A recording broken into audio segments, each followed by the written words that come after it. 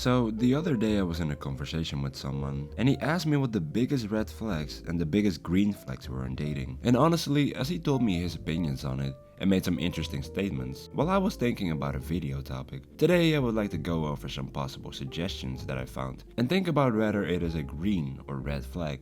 Starting with, they're into astrology. Well, to be honest, if I were to go on one of the many dates I usually go on and they ask me, hey, by the way, what's your zodiac sign? I usually don't think too much of it and see it as a little joke. But if they continued on about that they are a Libra and that no matter what cannot be with like a Scorpio, I'll say red. They watch the Kardashians. Now, to be fair and not to judge, I wanted to understand why it is that girls even, that people even watch shows like that. So I tried watching an episode of the Kardashians and I will say red. Next is love bombing. And for the ones who don't know, love bombing is when someone showers another with flattery and attention with the goal to isolate their partner from friends and family and become their whole world, leaving them vulnerable to mistreatment. You can look at it like that, but you can also just say that they really love you and want to really express their love daily. So I will say green.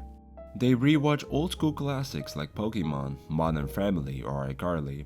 I think there is a certain beauty in someone being able to choose between all the shows and movies of the day and then willingly going back to watch one of the all-time greatest. So with that, green. They are toxic. Now, toxic people are mostly known for being self-centered, manipulative, abusive, and having a lack of empathy. But then I remembered what type of cartoons I used to watch and who out of the characters stood out the most. And I knew what I had to do. They are narcissistic.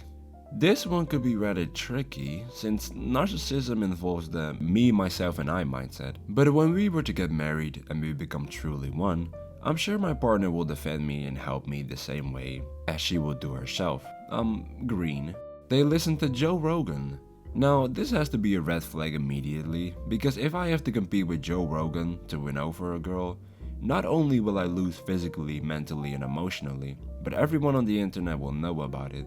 So, yeah, red. They have Disney Plus and watch Studio Ghibli movies. Green. There's no debate here. Green. They still have BLM on their bio. Red, because all lives truly matter. They have little to no social media. Realizing that there's little point in having a social media other than mindlessly consuming and the false illusion of thinking that someone has friends can show a level of maturity, especially since I also don't have any social media. So, green flag. When they genuinely care for you, make you a better person overall, respect your boundaries, and encourage and support your goals and dreams. I would have to say red, because I have never seen someone that is actually like that, other than if they wanted something from me, like money, or to play with my Switch. Their whole personality is about politics. She is a he. Again, you really shouldn't judge someone on just physical attributes, especially if you have never tried it. But then again, I'm not gay, so can we just say neutral? Nice. And yeah, in conclusion, as I was answering these questions, I was wondering if we should even pay attention to these so-called red and green flags, and after some careful consideration, realized that it would be better to focus on myself and to make myself into a better potential husband than to look at others, their rights and wrongs. Plus, most good relationships are not made by paying attention to some red flags, but by spending time with each other, building bonds, and creating. You said you don't care? Okay, that's about it then. Thank you for watching. Take care.